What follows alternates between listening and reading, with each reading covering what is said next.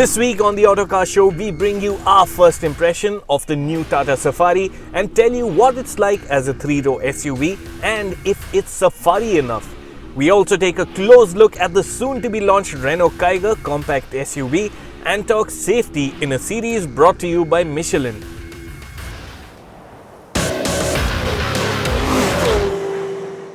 We've known it as the Tata 87X, we've known it as the Tata Buzzard, we've also known it as the Tata Gravitas. But this familiar yet unique Tata SUV is finally coming to a showroom near you, branded the all-new Tata Safari.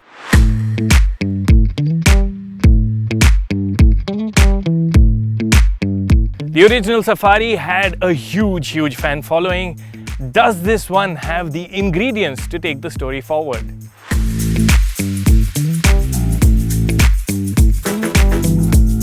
First things first, Tata says this SUV was always going to go on sale as the new Safari. The little name game, it was to keep the secret from getting out too soon. While there have been strong opinions on the name, let's judge the SUV for what it is. And what it is immediately identifiable as, at least from up front, is a larger version of the Tata Harrier. The split headlamp arrangement is shared, and the only real difference is the new chrome-finished tri-arrow pattern for the Safari's grille. From other angles though, you won't mistake one for the other. Designed to accommodate a third row of seats, the Safari sports a higher roofline, a longer rear overhang, features a full-size rear quarter glass, and the tail end is more upright too. Even the tail lights, though similar in treatment, are different. Adding some flavor to the Tata are its chunky roof rails that are styled to suggest a stepped roof, somewhat of a trademark element on the original Safari. In dimensions, the new Safari is 80mm taller and 63mm longer than a Harrier, though width and wheelbase are unchanged. All in all, the new Safari has a great stance that's only helped by the 18-inch diamond-cut alloy wheels. Curiously, while the rims are a size up on the Harriers, they're still of the same design. Inside too, some things are familiar. If you've been behind the wheel of a Tata Harrier, you'll immediately feel at home in the Tata Safari. The dashboard is shared between the two models, and the only points of difference is this ashwood trim on the dashboard and this new oyster white leatherette upholstery. Now, the leatherette upholstery in this light and bright shade looks really good at first glance, but I can tell you that it will be a pain to keep clean. In fact, we've been struggling to keep it clean over the course of this shoot. One of the other changes on the Safari is the switch to an electronic parking brake. The Tata Harrier's manual thrust lever-like parking brake has now gone, and what you get is this nice and easy to use button system. In other areas, everything you like about the Harrier is carried forward into the Safari as well. I really like the effect of this massive panoramic sunroof. It really opens up the Safari's cabin. I also like the mix of materials on the inside, especially the soft touch surface on the dash top. At the same time, things are not perfect. For instance, there is this jagged edge to the dashboard that keeps fouling with your left knee. And I would have also liked if Tata would have updated the infotainment system. The 8.8-inch touchscreen looks a bit small by today's standards, and even things like the rear view camera could have seen a few more pixels added. Shifting focus to the back, there's a detail that'll immediately strike a chord with fans of the original Safari. If there's one thing that connects Safaris old and new, it's got to be this theatre-style seating. What that means is the middle row seats are set higher than the front row seats, and what that gets you is a great view of the world outside. Do note the Safari will be available as standard with 7 seats, while the range-topping versions will get the option of a 6-seat configuration. Now, I'm in the Safari 6-seater, and that means you get captain's chairs for the middle row. But the seat to be on is this one right here for all the adjustability that it also packs in. I'll show you. So, using this boss mode function, you can push the front seat all the way forward. You can take your seat all the way back, and you also have the option to recline the backrest. There's also a nice and comfortable armrest packed in. The seat itself is also really comfortable.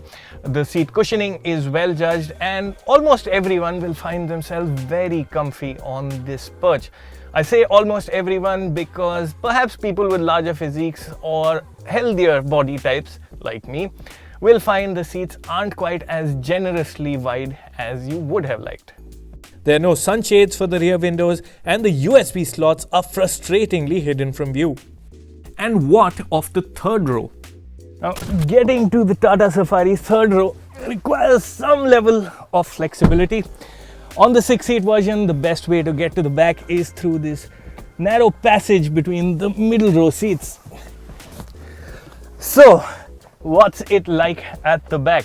Now, Tata had boldly said that the Safari third row will not be an excuse for a third row, and I think there was some truth to that.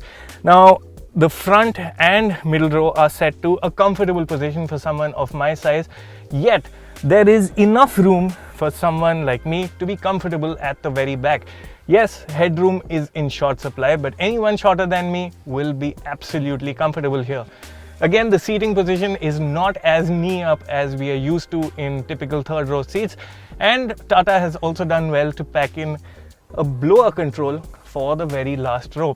You also do get USB slots, and there's a nice window, though the aircon vents at the very back do hamper visibility. Traveling with a full house does sadly mean no room for luggage. Lifting the heavy manually operated tailgate is a task and isn't worth the effort given the mere 73 litres of luggage space on offer. You do have the option to split and fold the third row seats to free up luggage room when you need. Before we get moving, here's a quick look at the features you get on the Tata Safari. Highlights include the panoramic sunroof, an impressive JBL sound system, and it's nice that connected tech is part of the package too. The list of safety features is long as well, with ESP impressively offered as standard.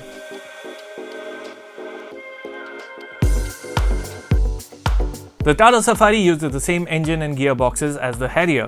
That's a 170 horsepower 2-litre 4-cylinder diesel engine with the option of 6-speed manual and automatic transmissions. From behind the wheel, the driving experience is similar too. There's good power, but in the case of the manual, you have to contend with a clutch that's not progressive enough and gears that need some effort to slot. Without a doubt, it's the Safari Automatic that's the one to buy. The Fiat Source 2-litre diesel engine, branded Cryotech 170 by Tata Motors, is best enjoyed with the Hyundai Source 6-speed automatic transmission. Now, this gearbox is well in tune with the characteristics of this engine. Gear shifts are always timely, they're always smooth, and when you do want to take manual control via the gear lever, you'll find that the unit is quite responsive as well. You like this engine for its wide spread of power and how effortlessly it gets the Safari up to speed. Driving modes, namely Eco, City and Sport, that alter power also help fine-tune the driving experience. What Tata could have worked on is the steering. It feels heavy at low speeds and tends to kick back too. When you build speed, you'll also find that it's a bit inconsistent. There's slack at the straight ahead position, but give a few more degrees of lock and the big Safari will dart into another direction, and that can be disconcerting. Tata has mildly softened the suspension on the Safari for a bit more comfort. The Tata Safari is an effortless cruiser and gobbles up the miles without much fuss. But on wavy surfaces at high speeds, you will find that it's not quite as well tied down as something like a Jeep Compass. Low speed bump absorption is what the Safari does best. Like the Harrier, the Tata Safari makes light work of bad roads and potholes. In fact, this is one of those cars that tends to feel better and better the worse the road gets, and that's where its tough build really shines through. Now for the elephant in the room. Is the new Safari Safari enough when there are no roads? With its monocoque construction and front-wheel drive layout, it's a radical departure from script to the old body-on-frame 4x4 model. And the fact is, any soul-searching missions to reclaim your life can't be too extreme. For its part, the new Safari does get wet and rough terrain response modes, and ground clearance is enough to tackle a mild trail.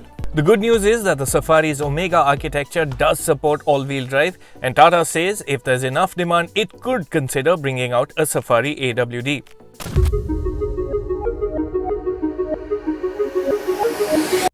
Likely to be priced between 15 and 21 lakh rupees ex-showroom, the Safari will command a premium of about 1 lakh rupees over the Harrier. The Safari goes up against the MG Hector Plus and will also see fresh competition from the new Mahindra XUV 500 and 7-seat Hyundai Creta over the year. The new Safari is attractive, plush and well equipped, and the third row is genuinely impressive. Sure, it's not a versatile 4x4 as the original Safari was, but see it as the 3-row SUV for the family that it is, and you'll find that the new Safari scores where it matters.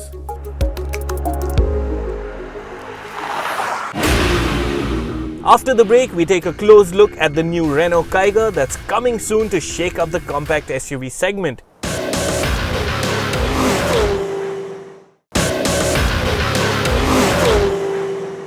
Well, it's an exciting day today because after the lockdown, it's the first real press conference we really have been to, and it is for the stunning looking Renault Kiger.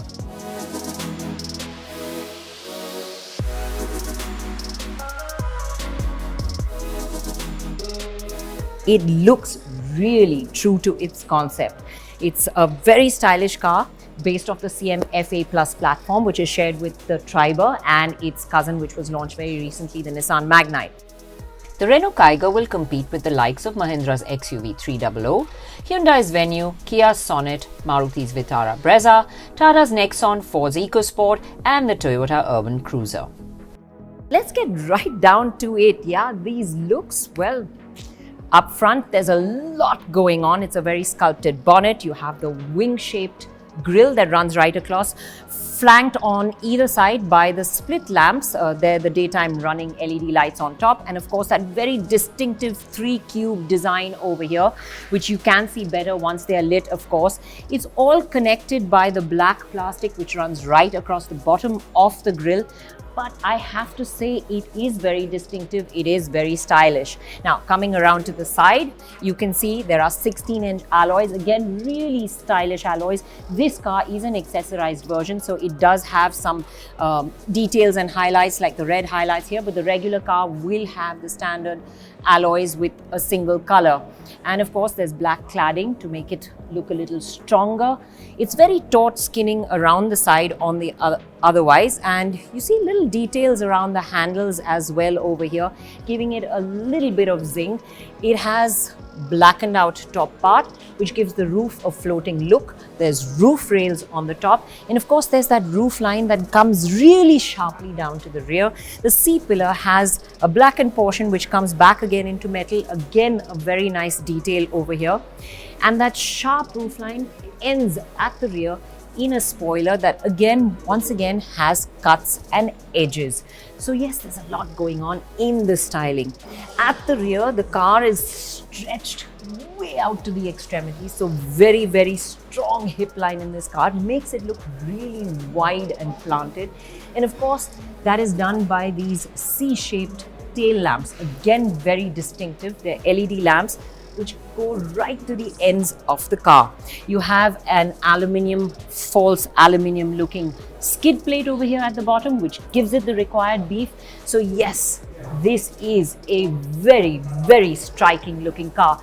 Now, before we get to the inside, let's take a look at some of the Kiger's dimensions. It has a 2,500mm long wheelbase and 205mm of ground clearance. It has also a class-leading amount of boot space at 405 litres, which can be opened out to 879 litres with the rear seats folded down. The version we are looking at has an accessory at the bottom of the boot space, which means you can compartmentalize your luggage. But the regular version will not have these divisions and will just be a lot deeper than the one you see here. Well, on the inside, it definitely continues because it is a stylish looking interior. There are lots of curves, ridges, cuts right across this dashboard. It does look very stylish. You do have the 8-inch infotainment screen over here. It is a touch screen. You also have the TFT display over here. It's a 7-inch TFT display, so that is really nice. The infotainment system has wireless smartphone replication. Higher variants will also get Apple CarPlay and Android Auto. It also has voice recognition and can pair up to 5 devices. The 7-inch TFT instrument cluster has a variety of skins that you can choose from. and there is a 3D surround sound system with 8 speakers.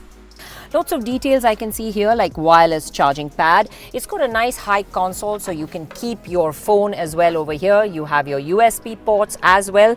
There's nice detailing around the knob, which is for the drive modes over here, and piano glossy black on the central console. So some nice materials. There is a little bit of hard plastic on the dash, and you can tell that it has been built to a cost. But that is a good thing as well, because you can expect this car to be well priced and it still looks really good on the inside. On the practicality front, it does have a nice space here. I don't know if you can see, but you can come a little closer later. 1 litre bottles can be stored in the door. When I shut that door, I have to say it shuts nice and strong. It's got a nice feel to it. More storage over here, cup holders and the storage bin. It is a common area over here through both of them. The cup holders a bit deep inside this storage area. Again, space for your phone right up here, and the glove box. It is a dual glove box. There's quite a lot of space down here, and you have a top area as well for some storage. So yes, on the practicality front, it does score. What's the back seat like? That's what we've got to find out next.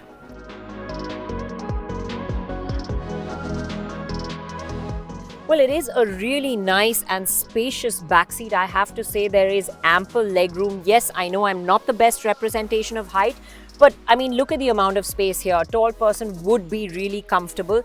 There's a good amount of headroom despite the sloping roofline. That's because the seat is set quite low.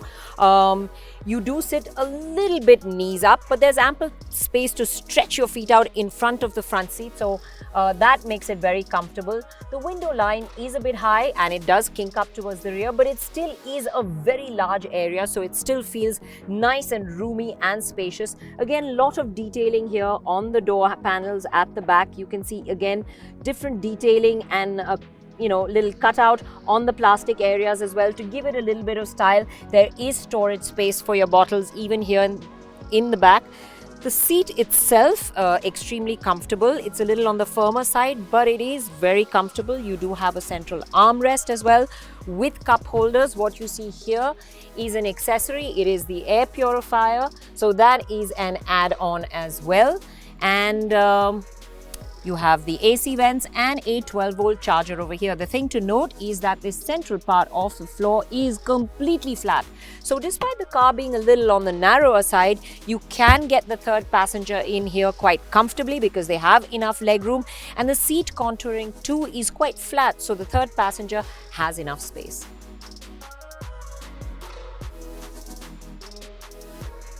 Well, the Kiger will be powered by a 1-litre turbo petrol engine, which will come mated to a 5-speed manual and a CVT. It will have 100 PS and 160 Nm of torque. Now, the Kiger will also be offered with the 1-litre naturally aspirated engine that you see in the Magnite and, of course, in the Triber, which has 72 HP. This will come mated to a 5-speed manual, and here's the kicker, it will also have an AMT, so it trumps the Magnite in that sense. The Kiger will also have 3 drive modes: normal, eco and sport. These will alter steering feel, engine response and the gear shifts in the auto variants. So before I wrap it up for you, let's take a quick look at the features that you will get with the Renault Kiger.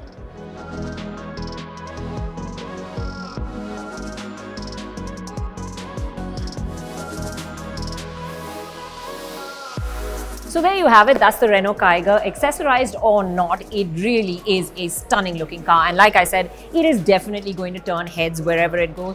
I'm giving its look a definite thumbs up. It's spacious on the inside, it's packed with features, it's giving you options of engines with manual and automatic transmission. So yes, I think Renault are pulling another rabbit out of the hat with this one. There is definitely going to be a lot of demand for it. You can expect it to be launched in March. And we're expecting a pricing of around 5.5 to 9.5 lakhs. But Renault have said that this is going to be the best priced SUV in its segment, so watch out for that. Coming up after the break, we talk safety in a series brought to you by Michelin.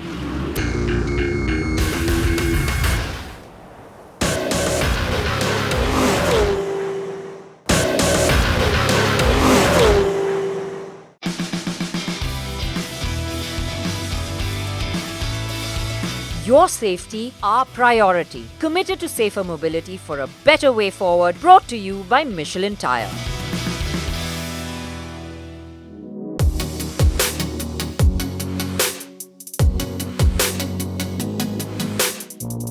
Naturally, we fill fuel regularly, but how often do we check air pressures? The air pressure inside the tire has a big influence on your car's comfort, efficiency and safety. So here's a quick guide on why and how to maintain your tire pressures.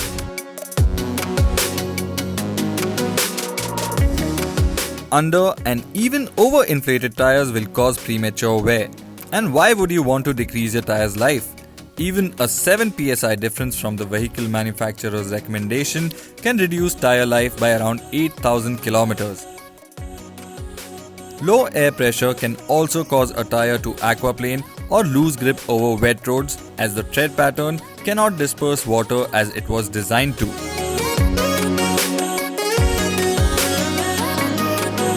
An improperly inflated tire also changes the contact patch with the road and thus affects its braking performance quite significantly. And of course, lower air pressures lower your fuel mileage. Tires underinflated by 14 psi have increased rolling resistance, which increases fuel consumption by 1 full tank of fuel per year. But don't wait till you see an underinflated tire. That is usually visible for at least a 10 psi drop in pressure. Even a small 2 psi change can cause the harm I've just mentioned. So also rely on a gauge to check tire pressure and do so at least twice a month. So where can you find your car's correct tire pressure? Most cars will have a little placard stuck on the inside of driver's door sill or inside the fuel tank lid. If not, you'll find that information in your owner's manual. When filling air, make sure you do so at a reputed pump or fuel station, as it's important that the air pressure gauges are calibrated correctly. You can even purchase your own portable air compressors, which are quite inexpensive these days and also easily available online. If you don't want to buy a compressor, a small personal air pressure gauge is also a good idea. Importantly, recommended pressures are always given for a cold tire. So make sure you check the pressures when the tires are cold. Doing so after a long drive would result in a false reading, as the temperature of the tire would have gone up. And that's it. It's really that simple to maintain your tire pressure. So make sure you do it regularly.